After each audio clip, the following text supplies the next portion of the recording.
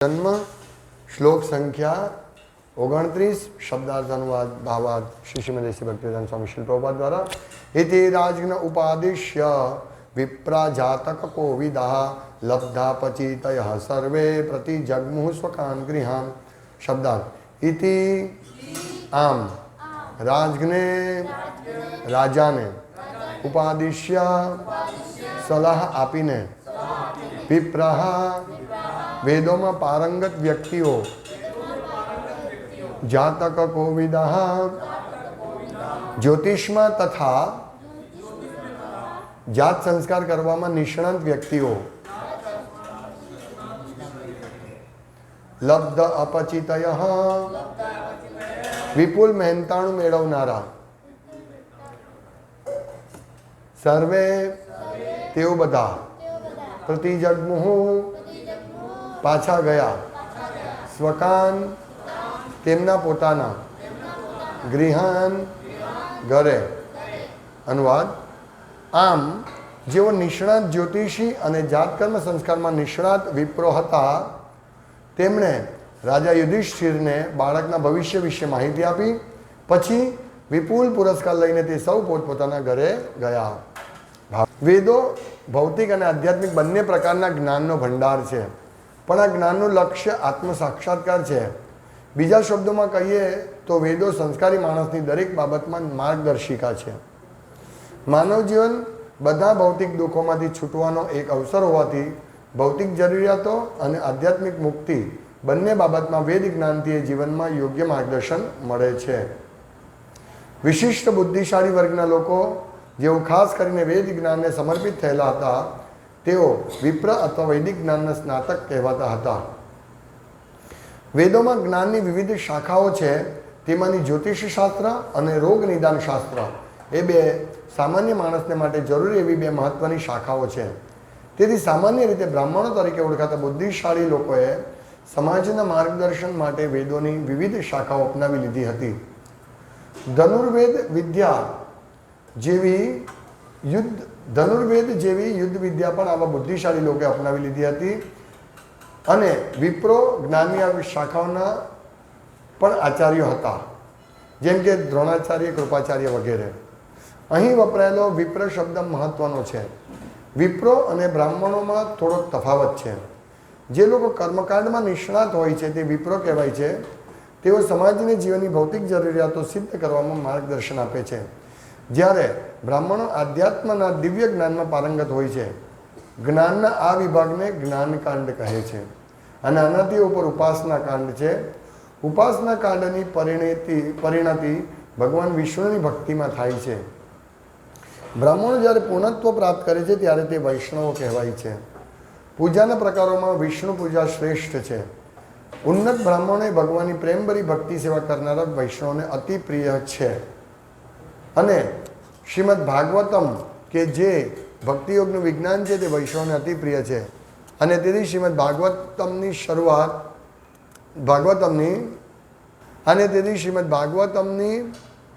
शुरुआत में समझाव्या प्रमाणे ते वैदिक ज्ञाननु पक्व फल है।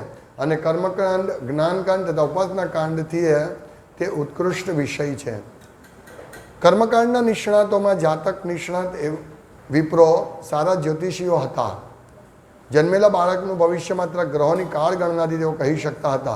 आवा पारंगत जातक विप्रो महाराज परीक्षितना जन्म वखते हाजर हता अने तेमना पितामह महाराज युधिष्ठिरे ए विप्रोने सोनु, जमीन, गामडा, अनाज अने जीवननी जरूरी वस्तुओनुं उदारताथी दान कर्युं हतुं। तेमां गायो पण हती। समाजना माळखामां आवा विप्रोनी पण जरूर होय छे। वैदिक पद्धति मुजब तेमनुं पालन करवुं ए राज्यनुं कर्तव्य छे। राज्य तरफथी पूरतुं धन मळे तो आ विप्रो सामान्य लोकोने निःशुल्क सेवा आपी शके अने तो वेदोनी आ शाखानुं ज्ञान सौने सुलभ बने। समाज में ब्राह्मण कितने आवश्यक है। ब्रह्म ज्ञानादिति ब्राह्मण जो परम सत्य को जानते हैं।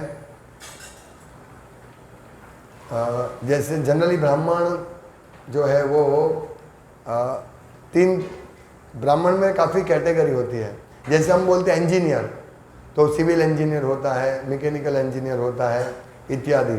ऐसी बहुत सारी शाखा है ब्राह्मण में भी। तो यहाँ विप्र, यहाँ इनको बोला है विप्र जातक को विदा, विप्रा। तो विप्र और ब्राह्मण में क्या फर्क है? जो शास्त्र है, अरे गुजराती, जे शास्त्र છે તેમાં ભૌતિક અને આધ્યાત્મિક બંનેમાં પ્રગતિ કરવાનું જ્ઞાન છે. તો અહીંયા પ્રોપર લખે છે કે વેદો ભૌતિક અને આધ્યાત્મિક બંને પ્રકારના જ્ઞાનનો ભંડાર છે. તો વેદોમાંથી એવું નથી કે ખાલી આધ્યાત્મિક જ્ઞાન જ મળે, ભૌતિક જ્ઞાન પણ મળે છે. તો આ ભૌતિક જ્ઞાન છે. શું છે? જાત સંસ્કાર કરવા, જ્યોતિષ જોવું, મેડિકલ ટ્રીટમેન્ટ મીન્સ આયુર્વેદ. તો આ બધું શારીરિક જ્ઞાન, ભૌતિક જ્ઞાન છે. અને બીજું આધ્યાત્મિક જ્ઞાન છે, કઈ રીતે પરમ સત્ય કોણ છે, આપણે જીવનનો ઉદ્દેશ શું છે, આ બધું જ્ઞાન પણ વેદોમાંથી મળે છે. તો ભૌતિક જ્ઞાન કેમ છે વેદોમાં? ભૌતિક જ્ઞાન વેદોમાં એટલા માટે છે કે મનુષ્યની શારીરિક જરૂરિયાતો પૂરી કરીને એ આત્માને આત્મ સાક્ષાત્કાર કરી શકે. તો મેઇન જ્ઞાનનો હેતુ છે આત્મ સાક્ષાત્કાર. વેદના જ્ઞાનનો હેતુ છે આત્મ સાક્ષાત્કાર છે. તો આપણું શરીર સારું હોય એના માટે આયુર્વેદ જરૂરી છે. પછી આ રીતે જ્યોતિષ શાસ્ત્રથી આપણે સમજી શકીએ.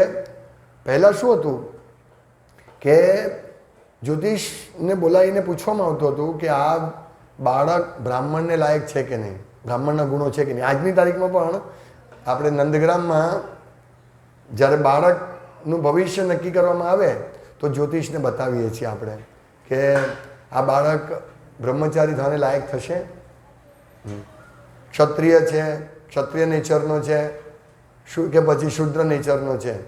તો આ સ્વભાવ જાણવામાં આવે છે અને એ પ્રમાણે જ્યોતિષશાસ્ત્રનો ઉપયોગ કરીને એ બાળકને આત્મ સાક્ષાત્કારના માર્ગ પર ચડાવવામાં આવે છે. એટલે બંને શાખા જરૂરી છે જ્ઞાનની.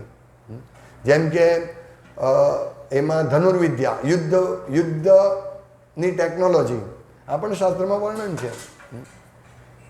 કેટલા બધા શસ્ત્ર છે, આ બધું વેદોમાં વર્ણન છે.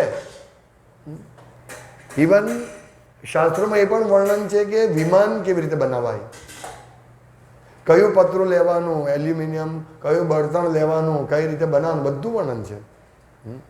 પણ એ શાસ્ત્ર, ઘણા બધા શાસ્ત્રો લુપ્ત થઈ ગયા છે. અને ઘણા બધા શાસ્ત્રો 2011માં મુસલમાનોનું રાજ્ય નાલંદા યુનિવર્સિટીમાં બહુ બધા હતા, પણ એને બાળી નાખવામાં હતી. નાલંદા યુનિવર્સિટી, બહુ બધા શાસ્ત્રો હતા. આ બધું ટેકનોલોજી આપણી પાસે હતી, કોઈ જરૂર જ નહોતી આ ભૌતિક વિજ્ઞાન વિકસાવવાની. શાસ્ત્રોમાં જ્ઞાન હતું, બધું જ જ્ઞાન હતું. તો પણ અત્યારે આપણે જોઈએ છીએ જ્યોતિષ શાસ્ત્ર છે પણ એને જાણકાર નથી અને સમાજને ગાઈડ કરી નથી શકતા. એટલે આપણે એક જ્યોતિષ પાસેથી બીજા જ્યોતિષ પાસે જઈએ, આ સારો છે, મને કોઈક જ્યોતિષ કહેશે સારું કહેશે અને એ પ્રમાણે થશે તો હું કહીશ આ સારો છે, પછી અમુક વસ્તુ નહીં થશે એના કરતાં બીજા જ્યોતિષ પાસે જઈએ. આમ લોકો જ્યોતિષ શાસ્ત્રનો ઉપયોગ પોતાની ઇન્દ્રિય તૃપ્તિ માટે કરે છે. મારી પાસે ધન આવશે કે નહીં.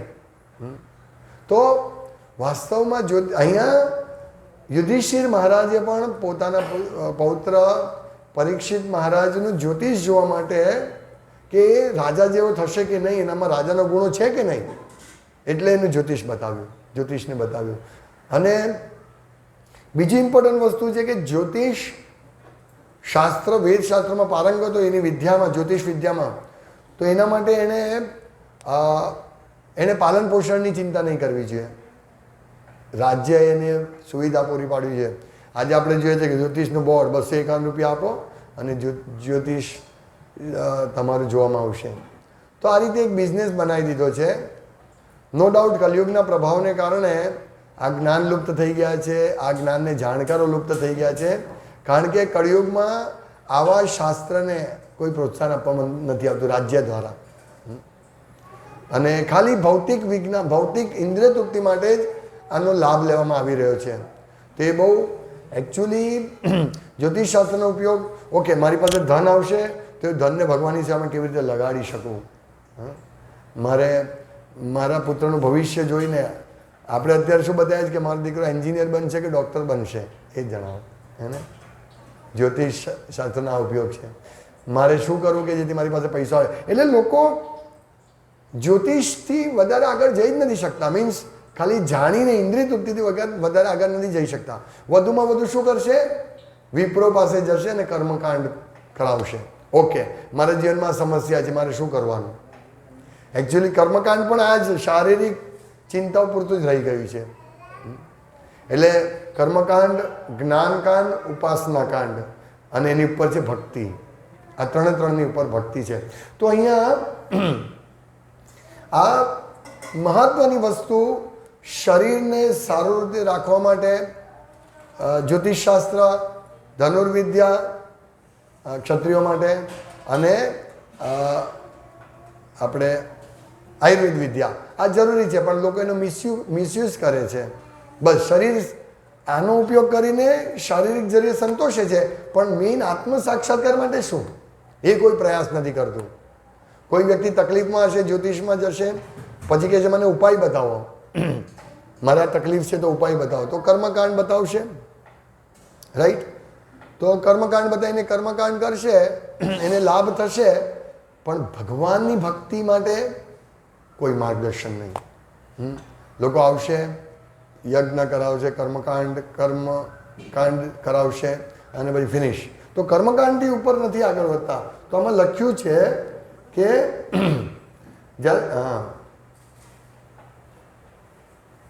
સમાજને વિપ્ર શબ્દ મહત્વનો છે. જ્યારે સમાજને જેની ભૌતિક જરૂરિયાતો સિદ્ધ કરવામાં માર્ગદર્શન આપે છે. અને કર્મકાંડનું ક્યાં છે? તો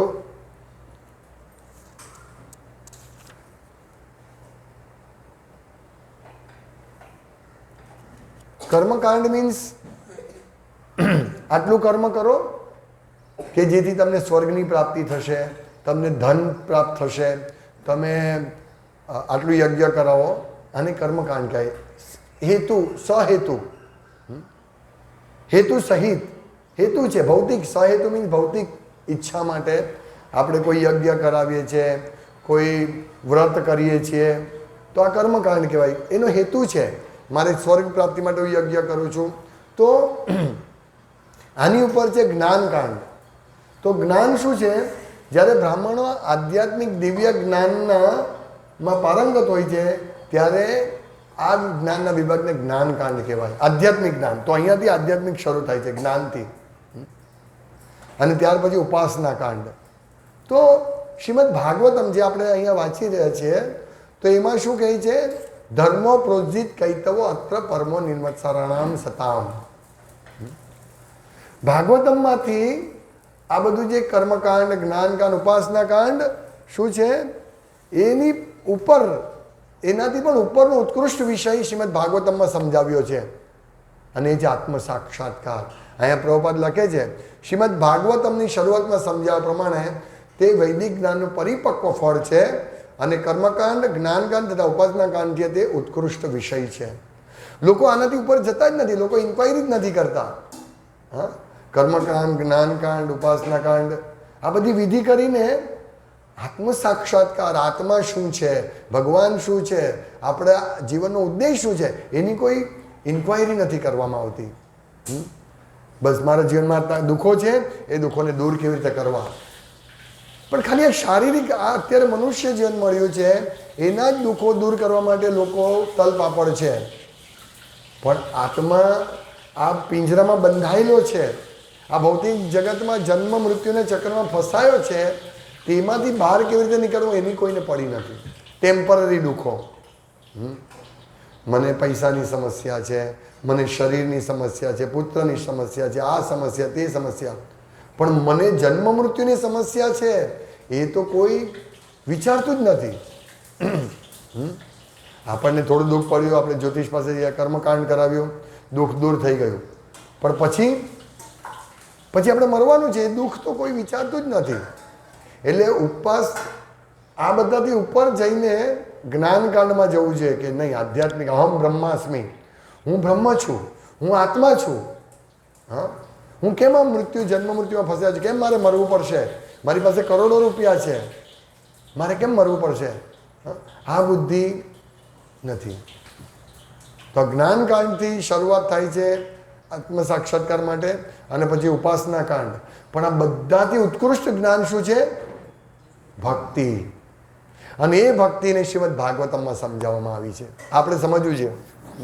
એટલે સામાન્ય વ્યક્તિ આનાથી ઉપર નથી આવતો, કારણ કે એને કોઈ માર્ગદર્શન નથી. અહીંયા લખ્યું છે કે વિપ્ર જાતક કોવિદાહ, કોવિદા બુદ્ધિશાળી.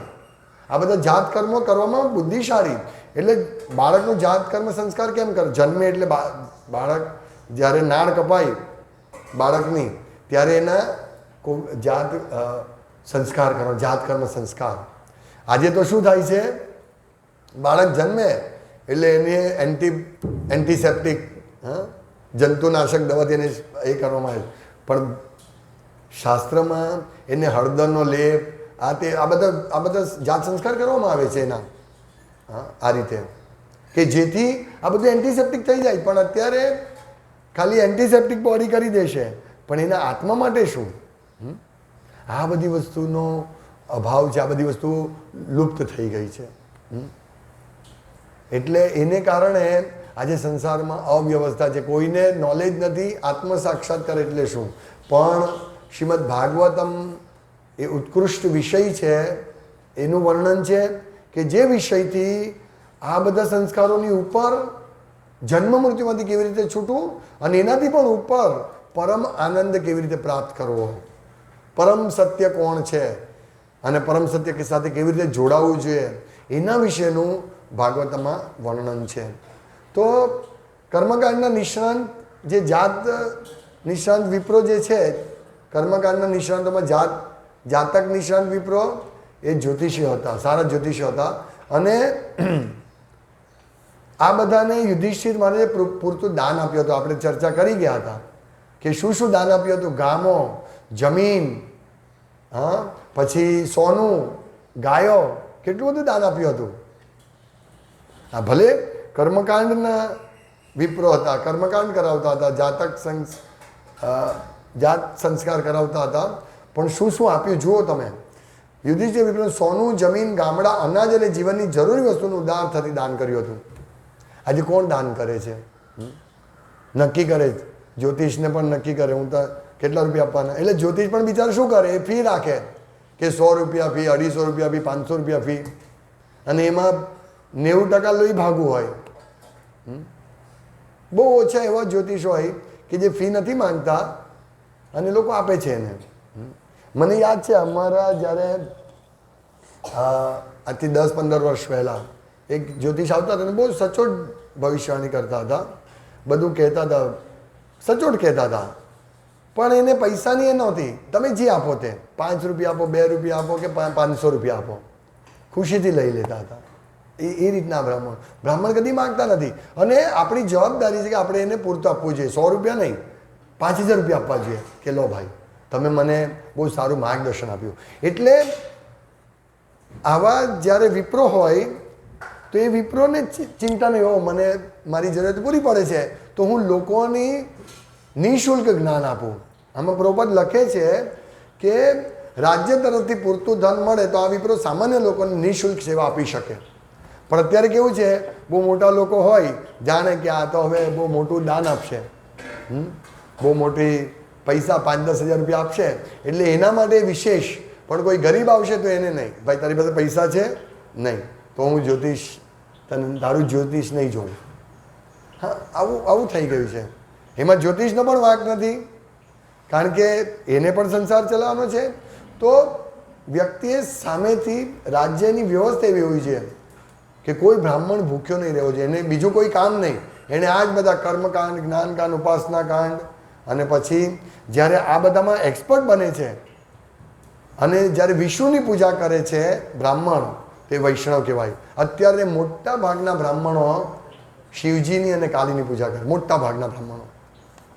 પણ અહીંયા લખ્યું છે કે ઉપાસના કાંડની પરિણિત ભગવાન વિષ્ણુની ભક્તિમાં થાય છે. મીન્સ જ્યારે બ્રાહ્મણ ઉપાસના કાંડ કરે છે અને ત્યાર પછી એનો અંતિમ શું છે?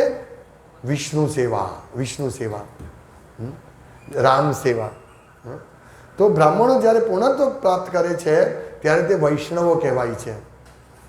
મીન્સ જ્ઞાનકાંડ ઉપાસના કાંડથી ઉપર વિષ્ણુની સેવા કરવાની.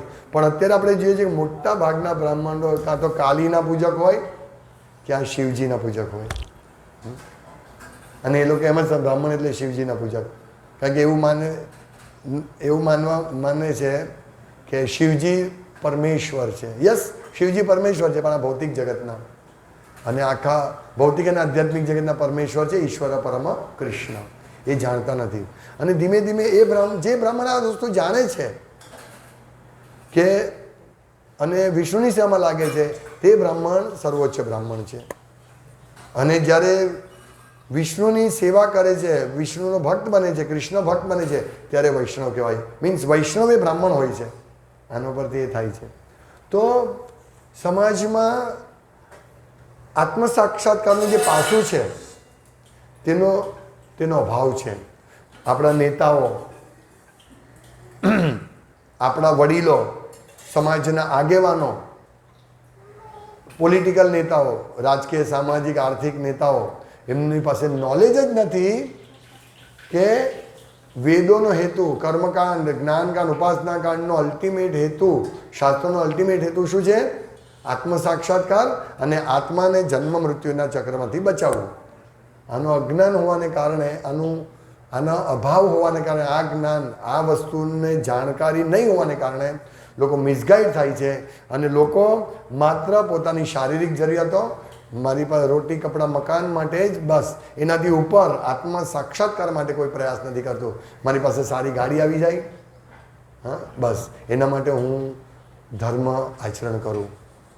પણ વૈષ્ણવ જાણે છે કે હું ધર્મનું આચરણ કરીશ અને મારી પર દુઃખો આવશે તો એ મારા ધર્મના આચરણને કારણે નહીં, પણ મને ભગવાન હવે આ ભવસાગરમાંથી જલ્દી પાર પાડવા માટે આ દુઃખો આપે છે.